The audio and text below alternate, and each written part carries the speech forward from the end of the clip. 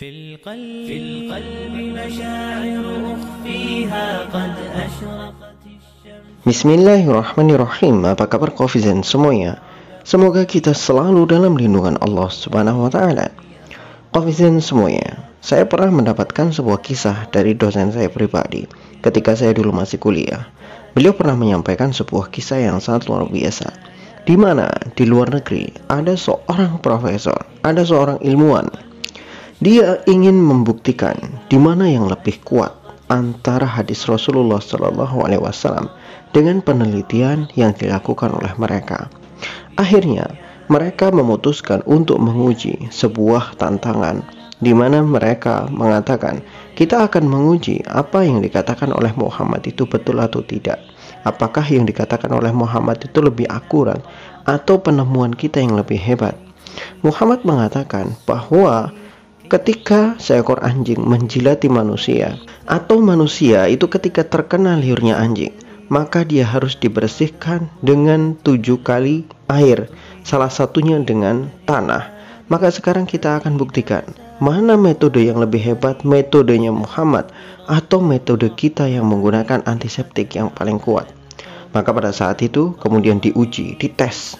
Ilmuwan ini sebetulnya sudah bangga karena dia merasa pasti Muhammad ini bakalan salah gitu kata dia.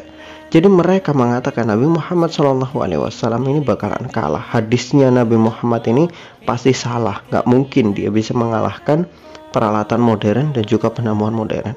Maka diujilah di antara keduanya. Yang satu menggunakan metode Nabi Muhammad SAW, yang satu menggunakan sabun dengan antiseptik yang sangat tinggi kandungannya. Maka setelah diuji keduanya, ternyata apa yang disampaikan oleh Rasulullah SAW itu adalah sesuatu yang mutlak. Ternyata metode Rasulullah SAW itu lebih bersih dalam hal untuk menghilangkan bakteri yang ada di dalam liur anjing. Pembersihan yang dilakukan oleh metode Rasulullah SAW bisa mencapai sekian persen lebih tinggi daripada apa yang dilakukan oleh sabun antiseptik paling kuat sekalipun.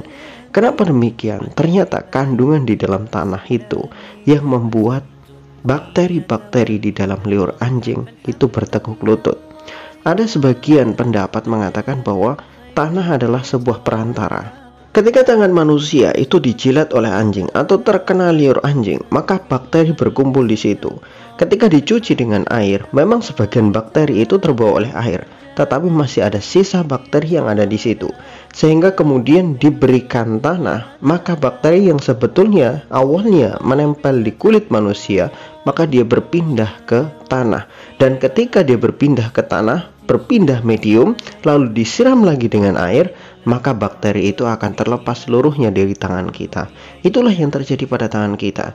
Dan di sisi lain, bakteri itu nanti ketika tanahnya mengering, maka bakteri itu juga akan mati. Disebabkan karena tanah juga mengandung senyawa yang dapat mematikan bakteri. Dan ini terbukti memang semuanya. Makanya Al-Quran menyebutkan bahwa seorang muslim ketika dia tidak bisa mendapatkan air untuk melakukan pensucian, baik itu melakukan wudhu ataupun mandi wajib, maka mereka bisa menggunakan tanah untuk menggantikannya dengan cara tayamum.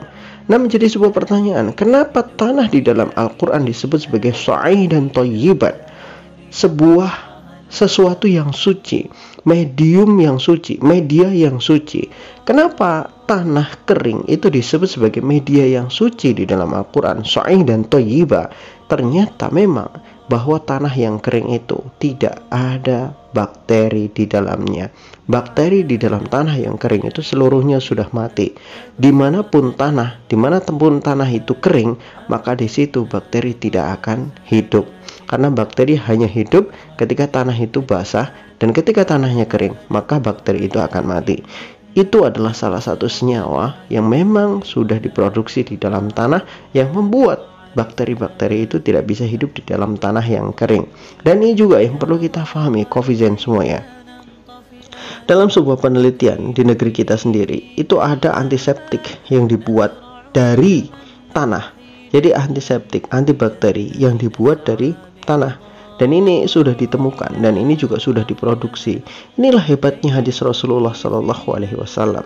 Makanya ketika Rasulullah Shallallahu Alaihi Wasallam menyatakan sesuatu 1400 tahun yang lalu, menurut kita itu nggak masuk akal.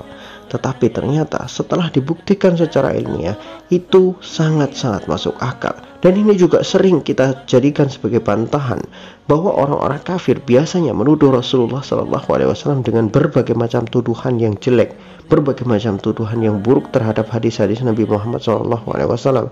Bahkan mereka juga menyerang pribadi-pribadi Nabi Muhammad SAW. Di kolom komentar biasanya banyak. Makanya kita sering dulu membuat bantahan-bantahan itu.